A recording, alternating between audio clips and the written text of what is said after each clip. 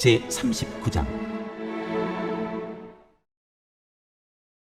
요셉이 이집트로 끌려갔다. 요셉을 이집트로 끌고 내려간 이스마엘 사람들은 바로의 신하인 경호대장 이집트 사람 보디발에게 요셉을 팔았다. 주님께서 요셉과 함께 계셔서 앞길이 잘 열리도록 그를 돌보셨다. 요셉은 그 주인 이집트 사람의 집에서 살게 되었다. 그 주인은 주님께서 요셉과 함께 계시며 요셉이 하는 일마다 잘 되도록 주님께서 돌보신다는 것을 알았다. 주인은 요셉이 눈에 들어서 그를 신복으로 삼고 집안일과 재산을 모두 요셉에게 맡겨 관리하게 하였다. 그가 요셉에게 자기의 집안일과 그 모든 재산을 맡겨서 관리하게 한 그때부터 주님께서 요셉을 보시고 그 이집트 사람의 집에 복을 내리셨다. 주님께서 내리시는 복이 주인의 집안에 있는 것이든지 밭에 있는 것이든지 그 주인이 가진 모든 것에 미쳤다. 그래서 그 주인은 자기가 가진 모든 것을 요셉에게 맡겨서 관리하게 하고 자기의 먹거리를 빼고는 아무것도 간섭하지 않았다. 요셉은 용모가 준수하고 잘생긴 미남이었다. 일이 이렇게 된 지 얼마 지나지 않아서 주인의 아내가 요셉에게 눈짓을 하며 나하고 침실로 가요 하고 꾀었다. 그러나 요셉은 거절하면서 주인의 아내에게 말하였다. 주인께서는 모든 것을 나에게 맡겨 관리하게 하시고는 집안 일에는 아무 간섭도 하지 않으십니다.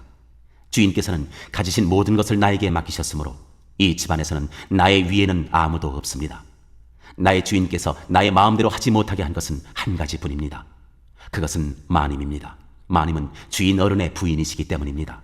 그런데 내가 어찌 이런 나쁜 일을 저질러서 하나님을 거역하는 죄를 지을 수 있겠습니까?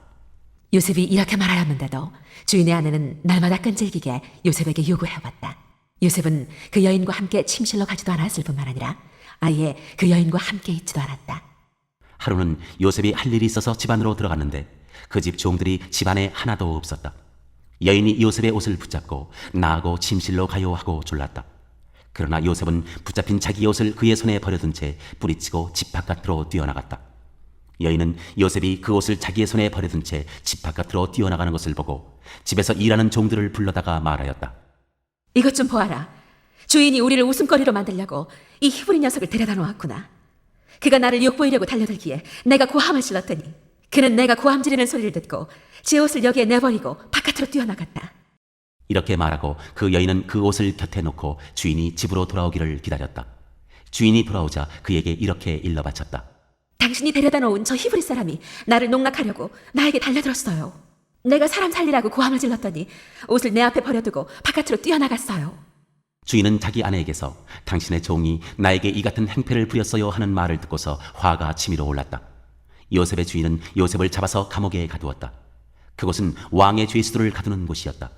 요셉이 감옥에 갇혔으나 주님께서 그와 함께 계시면서 돌보아 주시고 그를 한결같이 사랑하셔서 간수장의 눈에 들게 하셨다.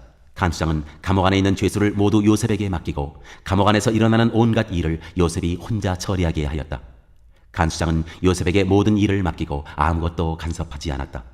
그렇게 된 것은 주님께서 요셉과 함께 계시기 때문이며 주님께서 요셉을 돌보셔서 그가 하는 일은 무엇이나 다 잘되게 해주셨기 때문이다.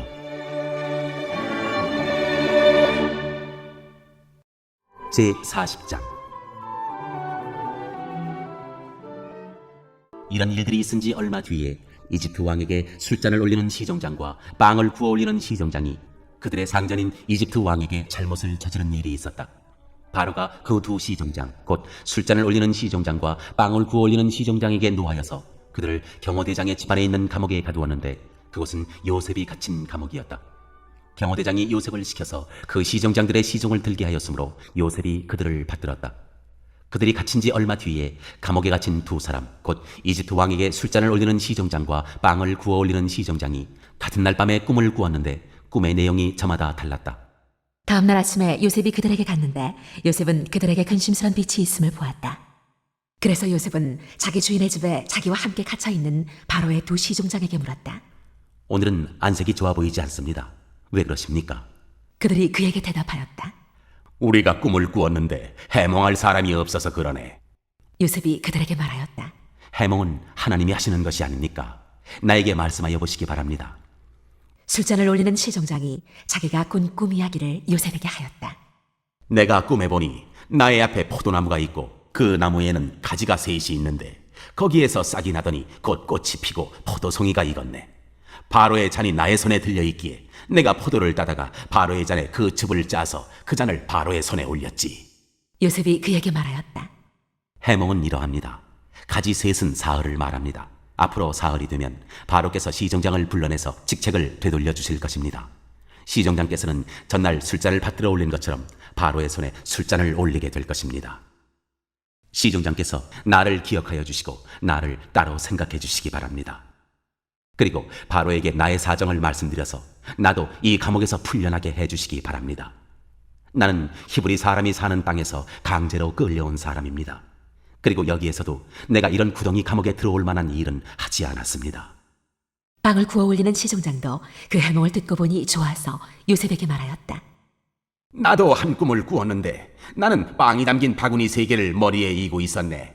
제일 위에 있는 바구니에는 바로에게 드릴 온갖 구운 빵이 있었는데 새들이 내가 이고 있는 바구니 안에서 그것들을 먹었네. 요셉이 말하였다. 해몽은 이러합니다. 바구니 셋은 사흘을 말합니다.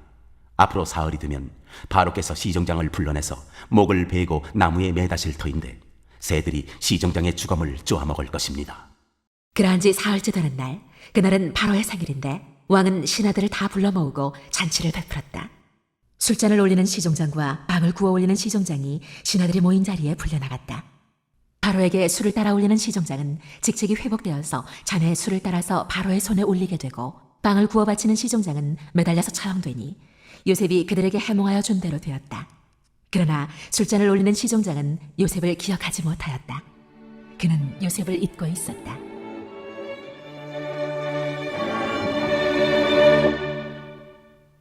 제41장. 그로부터 만 2년이 지나서 바로가 꿈을 꾸었다.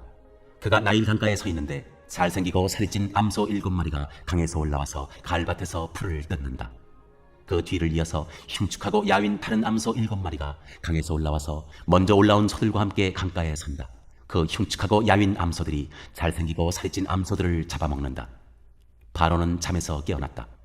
그가 다시 잠들어서 또 꿈을 꾸었다. 이삭 7개가 보인다.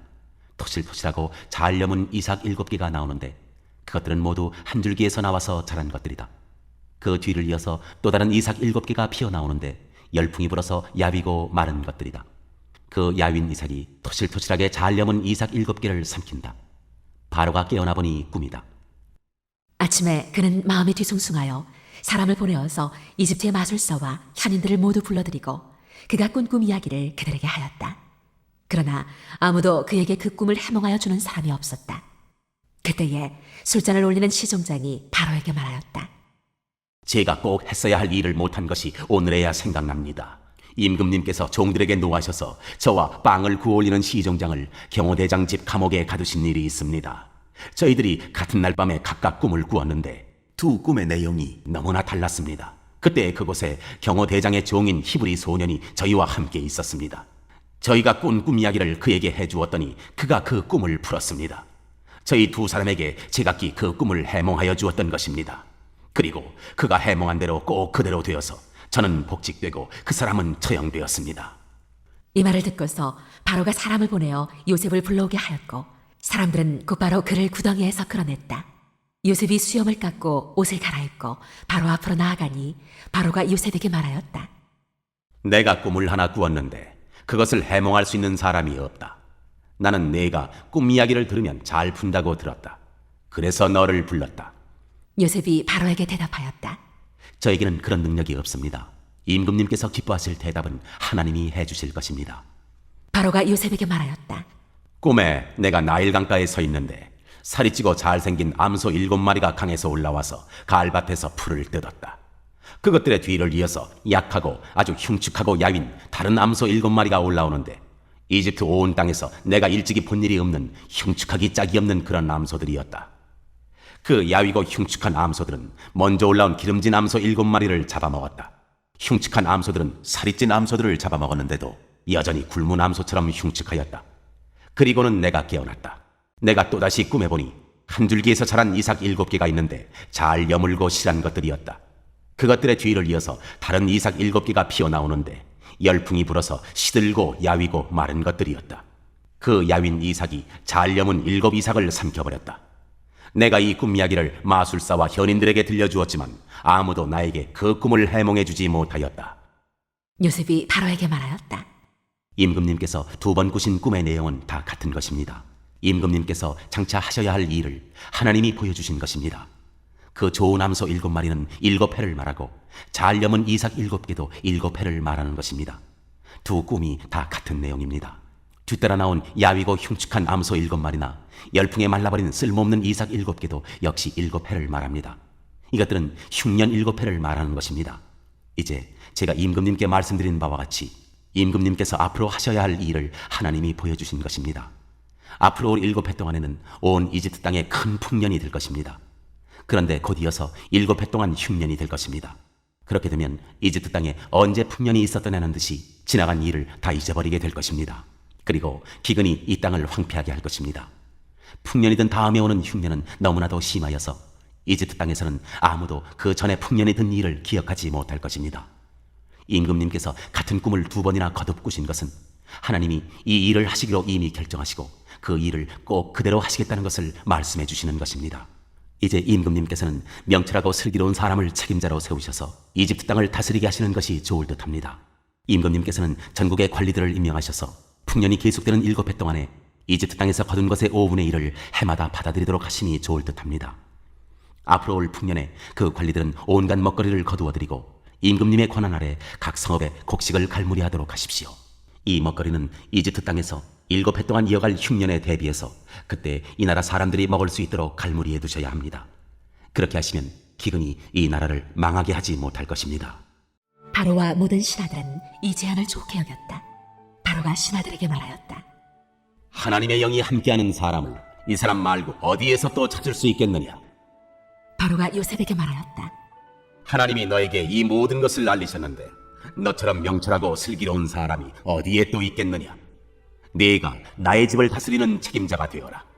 나의 모든 백성은 너의 명령을 따를 것이다.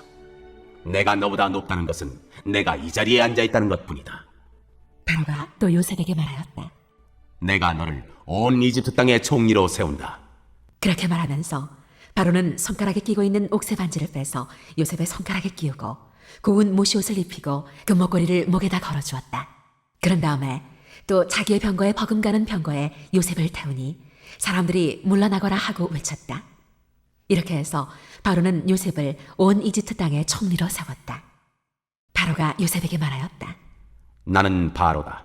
이집트 온 땅에서 총리의 허락이 없이는 어느 누구도 손 하나 발 하나도 움직이지 못한다. 바로는 요셉에게 사브낫 바네아라는 이름을 지어주고 온의 제사장 보디베라의 딸 아스낫과 결혼을 시켰다. 요셉이 이집트 땅을 순찰하러 나섰다.